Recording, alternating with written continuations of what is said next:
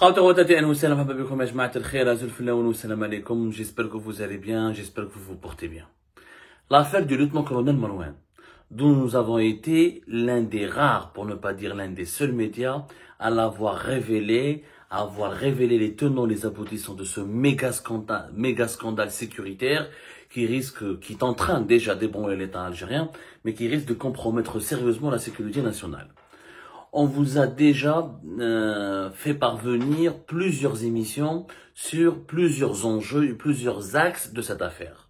Rappelez-vous, le lieutenant-colonel Marouane, c'est le chef du bureau de sécurité et de liaison de l'ambassade d'Algérie à Rome. C'est l'un des 5 officiers les plus influents des services secrets algériens. Il était à la tête du bureau de sécurité et de liaison de l'ambassade d'Algérie à Rome depuis octobre 2020.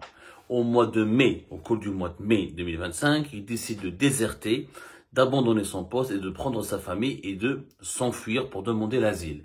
Selon les premières informations qui nous sont parvenues, le lieutenant-colonel Marouane aurait décidé de s'implanter en Suisse pour demander l'asile.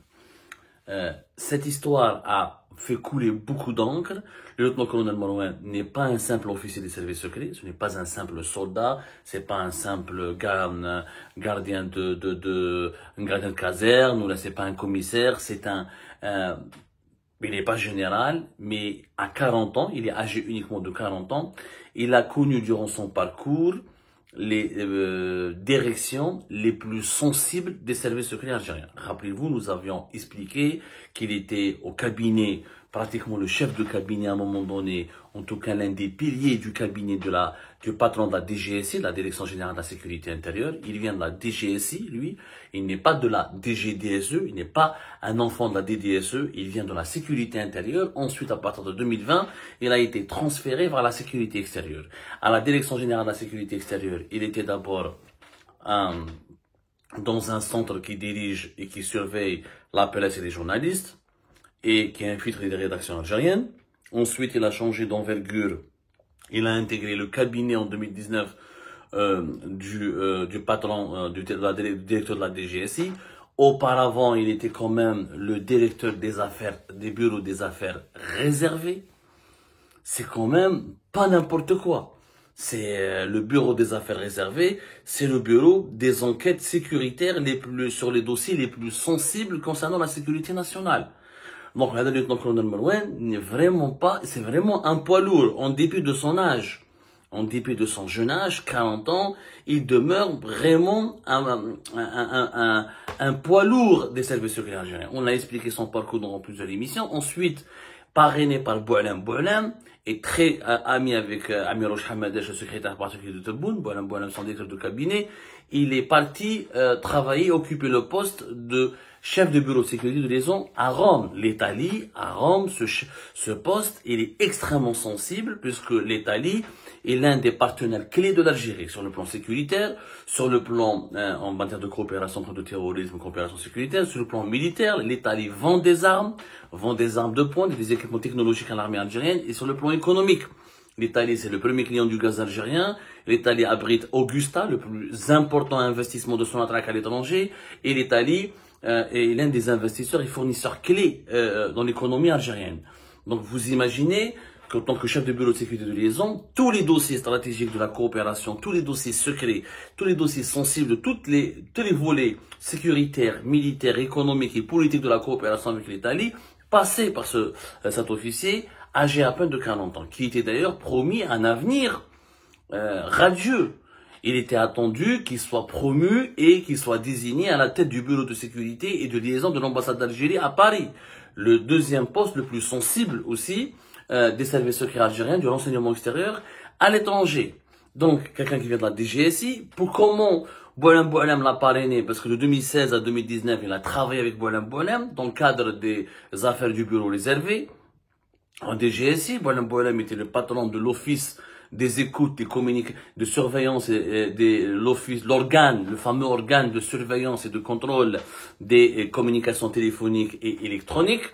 Donc, il travaillait les dossiers des écoutes, tous les dossiers des écoutes, toutes les personnalités les plus sensibles du pays, les plus connues, les plus importantes, les plus VIP, qui ont joué un rôle important durant ces 20 dernières années, quand elles étaient écoutées, toutes leurs conversations, toute leur vie était enregistrée entre l'organe, et le bureau des affaires réservées de la DGSI. Donc vous imaginez bien que ce lieutenant-colonel Marouane, il a eu accès durant toute sa carrière au sein de la DGSI et plus tard au sein de la DDSE à des dossiers extrêmement, encore une fois, sensibles. Je vous explique son parcours et je vous explique l'importance de ce monsieur pour que vous mesuriez la gravité de l'affaire du lieutenant-colonel Marouane. Aujourd'hui, nous avons des éléments nouveaux, nous avons pu confirmer au cours de nos investigations, nous avons approché des cercles très proches du lieutenant-colonel Marouane qui nous ont confirmé que cet officier des services secrets algériens a reçu 4 propositions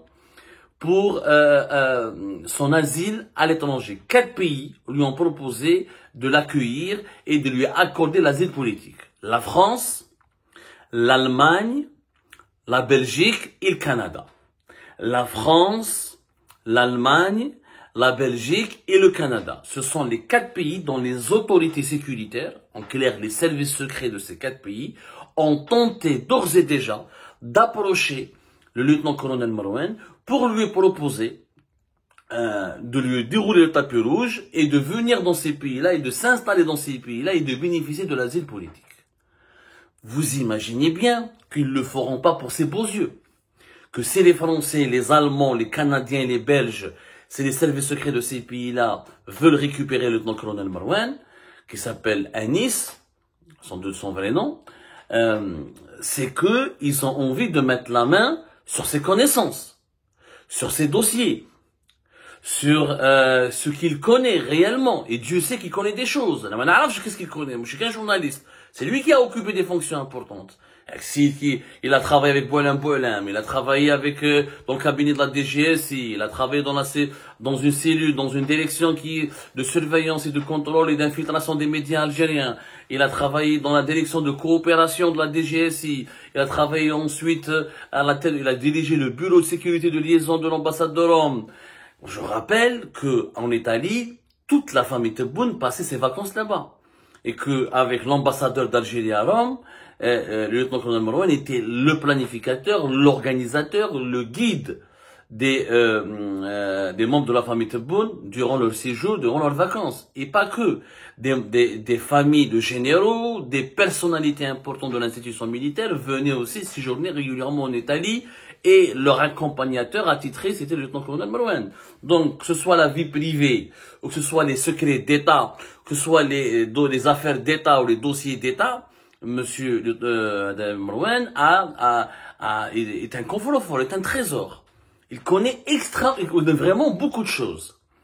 Maintenant, on a la confirmation que des services étrangers lui ont proposé, bien sûr, sous couvert d'autorité diplomatique, peut-être sous couvert d'intermédiaires, de lobbyistes, ils essaient de l'approcher pour le récupérer et lui proposer l'asile.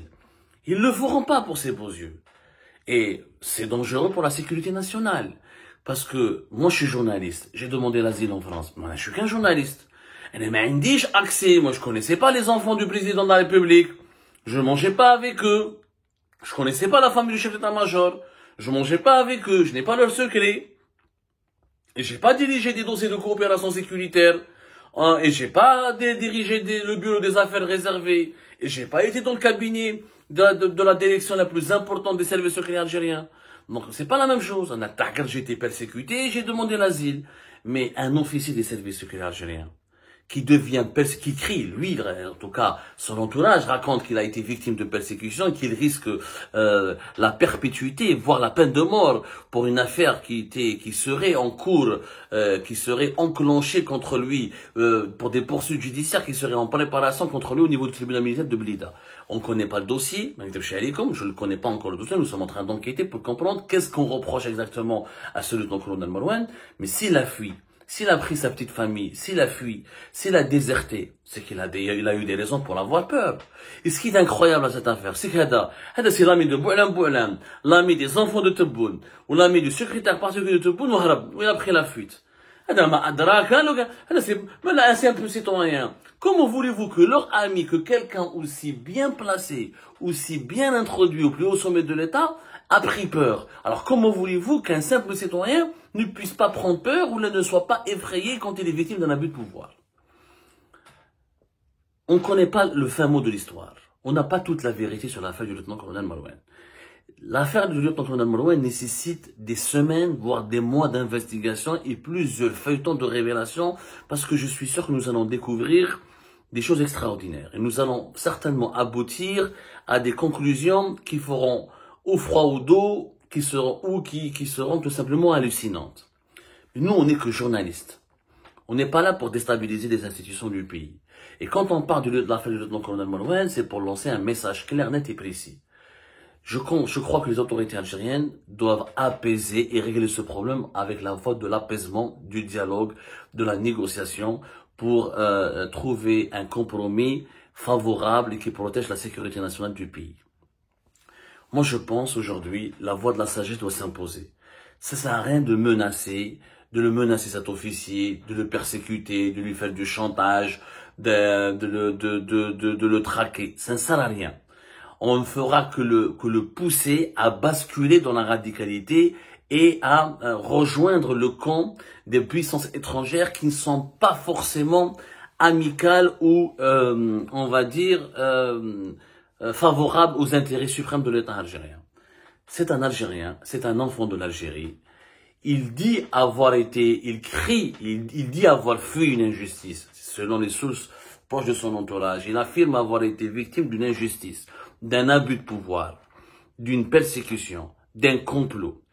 Je pense que la meilleure solution est que les autorités algériennes, soit les services secrets ou l'état-major de l'armée ou la présidence algérienne, mettent en place une cellule de crise formée par des experts qui connaissent, qui peuvent gérer ce genre de situation de crise et pour entrer en contact et renouer le contact avec le lieutenant-colonel Marouane et le ramener à la raison et l'écouter, comprendre ses raisons, comprendre ses motivations et trouver un accord à l'amiable en urgence. C'est une bombe à retardement. Cette affaire, c'est une bombe. Mais je suis un simple colonel, Kafi Ben Messous, ou là, un simple commandant. Il y a eu des désertions dans l'histoire de l'armée algérienne, dans l'histoire des services secrets algériens. Mais c'était des petits colonels, c'était des petits officiers, en tout cas qui n'avaient pas accès. Aujourd'hui, on a deux grands officiers militaires qui sont à l'étranger. On a Habib Chentouf, pratiquement depuis 2019, l'ex-chef de la première région militaire, c'est pas comme n'importe qui. Et nous avons le lieutenant-colonel Marouane. Ce sont les deux personnalités extrêmement sensibles, plus Ghali Belqser, que nous oublions toujours, hein, l'ancien chef de la gendarmerie nationale, les trois, qui sont extrêmement puissants puisqu'ils ont eu accès, ils ont géré des dossiers qui relèvent du secret d'État. Ils sont à l'étranger, ils se baladent à l'étranger, où ils ont fui, où ils ont pris des résidences, où ils ont demandé l'asile, où ils ont acheté des passeports étrangers. En tout cas, ils sont devenus, ils sont des proies faciles pour les services secrets étrangers qui peuvent les récupérer, les manipuler ou leur tirer des informations extrêmement sensibles sur, encore une fois, les secrets les plus enfouis de l'État algérien. C'est une affaire de sécurité nationale, le lieutenant-colonel Marouane. On ne peut pas la gérer comme si l'État algérien voulait traquer ou persécuter un activiste de Rached ou un militant du MAC ou un journaliste indépendant. Ça n'a rien à voir. C'est pas un simple agent dissident. C'est un acteur clé du pouvoir qui a décidé de fuir, de s'émanciper parce qu'il craignait pour sa vie et pour la vie de sa famille. Et en fait, c'est son instinct de survie qui a joué. Donc, je pense qu'il n'est pas trop tard de le récupérer. Il n'est pas trop tard d'apaiser cette situation et de trouver un accord avec lui et de le ramener vers l'Algérie et de le réintégrer, de le réhabiliter afin que les secrets de l'État algérien soient protégés. Il y a que la voie de la négociation. Une enquête, oui, pour comprendre pourquoi il a fui, mais une enquête qui doit être menée par des sages avec pour objectif de récupérer, de réhabiliter cet enfant de l'Algérie pour éviter qu'un méga scandale planétaire n'éclate. Parce que si ce monsieur part dans l'un de ces 4 pays et accepte qu'on lui déroule le tapis rouge et accepte d'entrer en contact avec les services secrets étrangers et en contrepartie d'un exil doré ou d'une protection totale où l'Algérie ne pourra absolument rien faire contre lui, qu'est-ce qu'il pourrait donner en contrepartie? Ça pourrait être des informations très sensibles qui relèvent encore une fois du secret défense, par exemple, et qui pourraient fragiliser dangereusement la sécurité nationale. Moi, je pense pas que ce lieutenant-colonel est un traître. Je vous dis la vérité. Je suis quelqu'un de juste et d'objectif. J'ai fait une enquête. J'ai demandé à des journalistes qui l'ont connu. J'ai demandé à des agents, à des services secrets algériens qui ont travaillé avec lui. J'ai parlé avec des sources sécuritaires et des diplomates qui l'ont connu, qui ont travaillé avec lui. Il n'y a pas une personne qui m'a dit du mal de ce monsieur. Il y a une ou deux personnes, mais je vais dire sur la dizaine, on va dire une vingtaine de sources que j'ai interrogées, mais à part 2 ou 3 sources qui m'ont dit du mal de lui, la majorité écrasante des témoignages recueillis affirme que c'est quelqu'un de patriote, d'intègre, qui n'est pas manipulateur, qui n'est pas corrompu, qui était très ambitieux, très rigoureux, qui devait être promu général bientôt, qui devait avoir une belle promotion, qui devait renforcer sa carrière. Il était très apprécié par ses chefs, très apprécié par la présidente de la République, très apprécié par la famille du président, très apprécié par l'état-major de l'armée pour la qualité de son travail et pour pour sa discipline et comment dirais-je, pour la qualité de son rendu final, pour son efficacité. Donc quelqu'un qui a été aussi apprécié, qui a été aussi aimé, aussi encouragé, et qui a été aussi protégé par des hauts responsables du pays. Comment se fait-il que du jour au lendemain, il devient un fugitif, en fuite à l'étranger, parce qu'il risque, s'il revient en Algérie, il risque une perpétuité qui pourrait être prononcée contre lui par le tribunal militaire de Blida. C'est quand même fou. C'est vraiment digne de Netflix, cette histoire. Il faut maintenant revenir vers la réalité et accepter le compromis. La culture d'Al-Hugra, armée fil-Hbas, celui qui fait au moindre écart 20 ans, 30 ans de prison ferme, à la moindre incompréhension, au moindre désaccord, en politique, on instrumentalise la justice militaire, on instrumentalise la justice et on brise des carrières, et on brise des familles entières. À la moindre, comment dirais-je, au moindre malentendu, on a l'incarcération, l'emprisonnement, ça ne peut pas durer. Ça ne peut pas marcher. Et c'est l'affaire du lieutenant-colonel Marouane est la conséquence désastreuse de cette politique arbitraire, de l'emprisonnement, du rapport de force, de la brutalité, de la persécution. À un moment donné, il y aura des officiers qui ne vont plus accepter de se voir qu'on brise leur vie. Ils ne vont pas accepter de se faire écraser comme des petites fourmis. Quand un éléphant écrase une fourmi. À un moment donné, il y a des gens qui vont faire un sursaut de dignité et d'honneur et qui voudront, entre la patrie et leur mère, comme disait Albert Camus, il y a des gens qui vont choisir leur mère. Parce qu'à un moment donné, l'être humain, il a son instinct de survie, il a son ego. Aucun être humain ne voudrait finir toutes ses jours en prison parce que il a désobéi à des ordres, ou parce qu'il a eu un conflit personnel avec un des dirigeants et sa hiérarchie, ou parce qu'il a il s'est mal comporté de façon conjoncturelle dans un dossier précis ou dans une situation précise. On ne peut pas briser un être humain aussi facilement. Avec cette façon de gérer le pays, il va y avoir d'autres lieutenants-colonels Marouane. Il pourrait y avoir d'autres désertions. Et là, encore une fois, c'est tout l'État algérien qui est menacé d'effondrement. C'est ses propres boîtes noires. Et c'est ses propres coffres-forts vont fuir pour s'ouvrir et partager leurs secrets avec des puissances étrangères. Je pense qu'il n'est pas trop tard d'agir. Nous avons révélé cette information, non pas dans le but de semer la panique ou d'effrayer les autorités du pays, mais pour les alerter. Il y a un danger de récupération par des puissances étrangères de cet officier supérieur des services secrets algériens. Récupérez-le vous-même, récupérez votre enfant, avant que les étrangers ne s'en chargent de cette mission extrêmement délicate. Faites le nécessaire. La négociation, le dialogue, l'apaisement, le compromis. Voilà ce qui peut sauver l'Algérie dans des situations si périlleuses.